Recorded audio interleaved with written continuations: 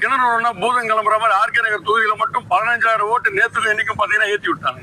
இது மட்டும் இல்ல, அவங்களோட பிஎல்ஓஸ் அதிகார வர்க்கம் அவங்க கையில, பிஎல்ஓஸ் வந்து பூத் லெவல் ஆபீசர் எல்லாமே வந்து டக்குனு மொபைல் ஆப்ல வந்து அப்படியே ஃபார்மை வந்து வச்சு ஸ்கேன் பண்ணிட்டே இருக்காங்க. இதுல வந்து அங்க ஸ்கூல்ல வந்து விநாயகபுரம் ஸ்கூல்ல வந்து அதை கேட்ச் பண்ணி பிடிச்சாங்க.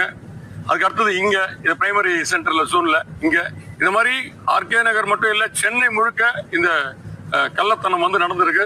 தேர்தல் ஆணையம் இதை கூர்ந்து கவனித்து இதுக்கு தக்க நடவடிக்கை அதிகாரிகள், எந்த அதிகாரிகள் தவறு செய்திருந்தாலும் அதை கண்டிப்பா தக்க நடவடிக்கை எடுக்கணும். மக்கள் பாமர மக்கள் வரிப்பணம், மக்களுடைய வரிப்பணம் ஒவ்வொரு பூத்துக்கும் தேர்தல் ஆணையம் 5 லட்சம் ரூபாய் செலவு பண்ணுது. இப்போ உதாரணத்துக்கு இதுல வந்து பாத்தீங்கன்னா ஆர்கே நகர்ல 238 பூத் இருக்குன்னா இந்த 60,000 ஓட்டு கம்மியாவது பட்சத்துல 60 பூத்து கம்மியாகும்.